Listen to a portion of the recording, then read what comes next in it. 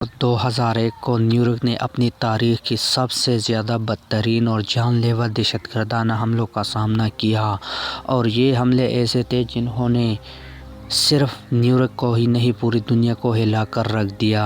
اس حملے کے اثرات آج بھی دنیا کی کسی نہ کسی انداز میں محسوس کر رہے ہیں۔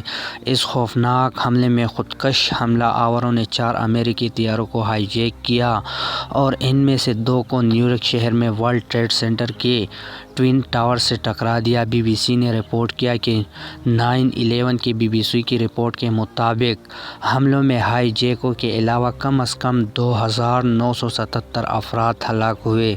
دلچسپ بات یہ ہے کہ ان مہلک حملوں کے 9 سال بعد ورلڈ ٹریڈ سینٹر کی جگہ کی کھدائی کے دوران جڑواں ٹاور کے ملبے کے نیچے سے لکڑی کا ایک قدیم بحری جہاز ماہرین نے دریافت کیا، اور اس دریافت نے سال 2010 میں ہر کسی کو حیران کر دیا۔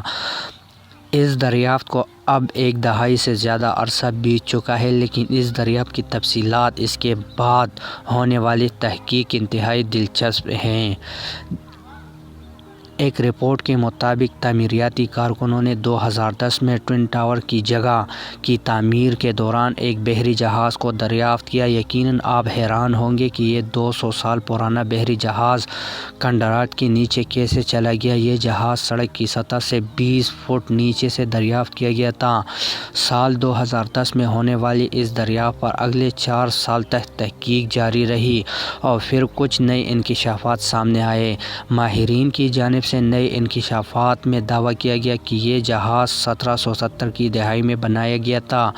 دلچسپ بات یہ ہے کہ یہ دور وہی تھا جس میں سال 1767 کو ریاستہائے متحدہ امریکہ کی آزادی کے طور پر جانا جاتا ہے، جس کا اعلان خود امریکہ نے کیا تھا۔ یہ بحری جہاز مبینہ طور پر شاہ بلوط کی لکڑی سے بنایا گیا تھا، جو شاید فلڈیلفیا سے آیا ہو۔ تاہم بعد میں محققین نے لکڑی کے جہاز کی شناخت ہڈسن یوروسلیپ کے طور پر کی۔ نئے انکشافات میں یہ بھی کہا گیا کہ مبینہ طور پر ڈچ ڈیزائن کا حامل یہ جہاز نیویارک اور البانی کے درمیان دریائے ہڈسن کے اوپر سامان اور مسافروں کو لے جا رہا تھا۔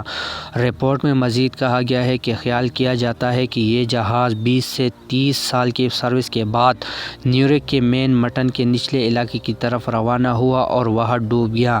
جیسے جیسے نیویارک کی بندرگاہ اور ملک میں تجارت پروان چڑھی، مین ہٹن کی مغربی ساحلی پٹی مغرب کی طرف آگے بڑھی، یہاں تک کہ جہاز بالآخر خشک حصے پر آتے آتے مٹی کے نیچے ہی ڈوب گیا۔ یہاں تک جہاز مکمل طور پر نظروں سے غائب ہو چکا ہوگا۔ 1858 جب تک کہ 11 ستمبر 2001 کو ہونے والے دہشت گردانہ حملوں نے ورلڈ ٹریڈ سینٹر کی کھدائی اور اسے دوبارہ ظاہر کرنے والے واقعات نے جنم نہیں لیا۔ جب اسے دریافت کیا گیا تو یہ ملبے چٹانوں اور مٹی سے ڈھکا ہوا تھا، جبکہ اس جہاز پر سیاپیں بھی پائی گئی۔ رپورٹ میں خیال ظاہر کیا گیا کہ یہ ممکن طور پر ہے بحری جہاز ایک طویل وقت تک یہاں کچرے اور مٹی کے نیچے دفن رہا ہو، جس کے بعد اس کے اوپر ہی زمین بنا دی گئی اور اسے زمین کے اوپر ٹوئن ٹاور کھڑی کر دی گئی ہو۔ سال 2015 سے اس جہاز کی باقیات جو ورلڈ ٹریڈ سینٹر کی جگہ سے ملی تھی، البانی نے نیویارک اسٹیٹ میوزیم میں نمائش کے لیے رکھ دی گئی ہیں۔